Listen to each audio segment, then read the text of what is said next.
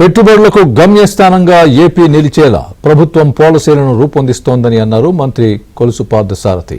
ఇవాళ జరిగిన కేబినెట్ భేటీలో తీసుకున్న నిర్ణయాలను వెల్లడించారు పార్థసారథి.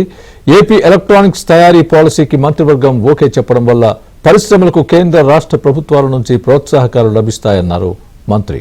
ఎస్ఐపిబికి వచ్చిన ప్రతిపాదనలకు మంత్రివర్గం ఆమోదం తెలిపిందన్నారు మంత్రి పార్థసారథి.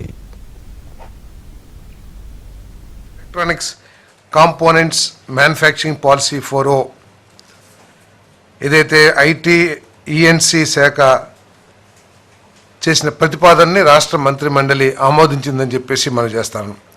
ఇప్పటివరకు ఏమిటంటే మన రాష్ట్రంలో కాంపోనెంట్స్ తీసుకొచ్చి అసెంబ్లీ చేయటం కానివ్వండి, లేకపోతే కాంపోనెంట్స్ని ఇంపోర్ట్ చేసుకుంటాం, ఆ ద్వారానే ఎలక్ట్రానిక్ ఇండస్ట్రీ ఆ స్థాయిలోనే ఉంది తప్పితే పూర్తిగా అన్ని కాంపోనెంట్స్ని ఇక్కడే తయారు చేసుకుని అంటే ఫుల్ ప్రోడక్ట్ని ఒక టీవీ కానివ్వండి, ఒక ఫోన్ కానివ్వండి, లేకపోతే ఎలక్ట్రానిక్కి సంబంధించిన ఏ పరికరమైనా సరే 100% ఇక్కడ మ్యానుఫ్యాక్చర్ కాబోట్లేదని ఇది మనందరికి తెలిసిన విషయమే.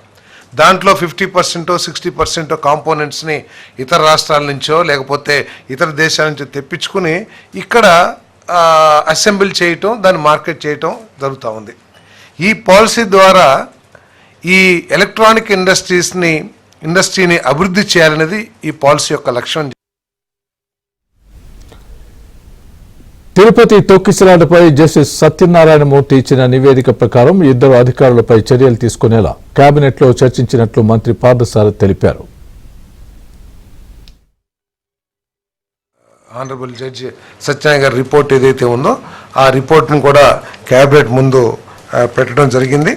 మరి ఆ రిపోర్ట్ ద్వారా జడ్జి గారు ఏదైతే రికమెండ్ చేశారో వాటన్నిటినీ కూడా అమలు చేయమని చెప్పేసి ముఖ్యమంత్రి గారు ఎండోమెంట్ మినిస్టర్ గారికి ఎండోమెంట్ డిపార్ట్మెంట్కి సూచన చేయడం జరిగిందని చెప్పేసి మనం చేస్తా ఉన్నాను. అదేవిధంగా ఎవరైతే బాధ్యులో ఆ దుర్ఘటనకి వారి మీద క్రిమినల్ ప్రొసీడింగ్స్ చేయటమే కాకుండా కఠిన చర్యలు తీసుకోమని చెప్పేసి కూడా చెప్పడం జరిగింది.